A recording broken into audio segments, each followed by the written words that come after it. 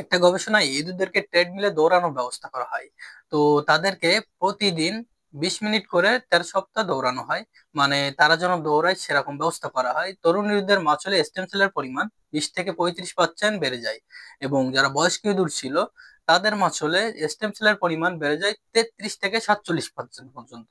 আমাদের বৃদ্ধ হওয়ার প্রসেসের আরেকটা গুরুত্বপূর্ণ ব্যাপার হচ্ছে দিনে দিনে শরীর থেকে স্টেম সেলের পরিমাণ কমে আসা। স্টেম সেল কারা? এরা হচ্ছে এক ধরনের কোষ, এদেরকে বলতে পারেন ম্যাজিক কোষ। কারণ হচ্ছে এরা যত খুশি নতুন কোষ তৈরি করতে পারে। নর্মালি অন্য কোষে কি হয়, একটা নির্দিষ্ট সময় পরে গিয়ে তাদের টেলোমিয়ার শেষ হয়ে যায়, যার ফলে ওরা আর বিভাজিত বিভাজিত হতে পারে না, ওরা বয়স্ক কোষ হয়ে যায়। কিন্তু স্টেম সেলের কোষের ক্ষেত্রে ব্যাপারটা এরকম ঘটে না, ওরা অনেক পরিমাণে নতুন কোষ তৈরি করতে পারে। সমস্যা হলো স্টেম সেলের পরিমাণ শিশুদের মধ্যে প্রচুর পরিমাণে থাকে, কিন্তু বয়স বাড়ার সাথে সাথে মানুষের শরীর থেকে স্টেম সেলের পরিমাণ কমতে থাকে, এবং বয়সের সাথে সাথে একটা সময় দেখা যায় মানুষের শরীর থেকে স্টেম সেলের পরিমাণ একেবারে কমে গেছে। যারাও বাকি আছে তাদেরও আর আগের মতো নতুন কোষ তৈরির ক্ষমতা নেই। ইঁদুর উপরে গবেষণায় দেখা গেল যখন বয়স বাড়তে থাকে তখন স্টেম সেলের পরিমাণ কমতে থাকে, এবং তার সাথে সাথে রোগ বালাই পরিমাণ বাড়তে থাকে।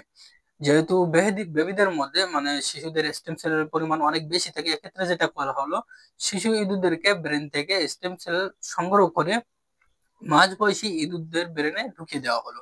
কিছু ইঁদুরকে দেওয়া হলো এবং কিছু ইঁদুরদেরকে দেওয়া হলো না। যাদের দেখা গেল যাদেরকে স্টেম সেল থেরাপি দেওয়া হয়েছিল তাদের মাসলের ফাংশন এবং ব্রেনের ফাংশন বেড়ে গেল, এবং তারা 10% সময় বেঁচে থাকলো কাদের তুলনায় যাদেরকে স্টেম সেল থেরাপি দেওয়া হয়নি। আমাদের ল্যাবে এই স্টেম সেল থেরাপির পরীক্ষা করে দেখছি মানুষের কিডনির কোষের ওপর। এখানে দেখা গেছে স্টেম সেল থেরাপির কারণে ও কোষে যে ইনজুরি হয় এই ইনজুরিটা স্টেম সেল থেরাপি রিকভার করতে পারে। এছাড়া স্টেম সেলের উপরে আরো অনেক অনেক গবেষণা হয়েছে।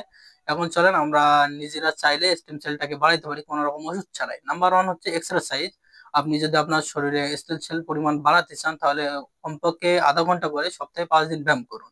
2 নম্বর হচ্ছে ঘুম। ঘুমের সময় আমাদের শরীরে যে সময় সমস্ত পরিবর্তন হয় এই পরিবর্তনটা স্টেম সেলের একটা থেকে আরেকটা তৈরি হওয়া এবং তাদের কোয়ালিফিকেশনের জন্য তাদের খুবই গুরুত্বপূর্ণ।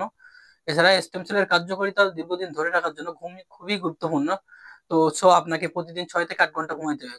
নাম্বার তিন হচ্ছে খাবার, মানে প্লান্ট বেস, মানে গাছপালা থেকে যে সমস্ত খাবার আছে সেই খাবারগুলো স্টেম সেলের জন্য খুব হেলথি হতে পারে।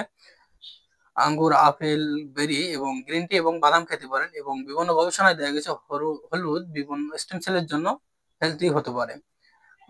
স্টেম সেলের কারণে অর্গানের বয়স বাড়তে থাকে। সবগুলো কারণ বলতে গেলে এই ভিডিও শেষ হবে না। আপনারা যদি দীর্ঘদিন যাবত সুস্থ থাকতে চান, শুরুতে যেটা করতে পারেন ঘুম এবং ব্যায়াম ঠিক করতে পারেন, এবং তার সাথে বেশি পরিমাণে খাবারে অংশ যেন প্ল্যান্ট বেসড মানে গাছপালা থেকে আসা খাবার হয় সেই দিকে খেয়াল করতে পারেন। আপাতত এইটুকু দিয়ে শুরু করতে পারেন। ভালো থাকবেন সবাই। আসসালাম।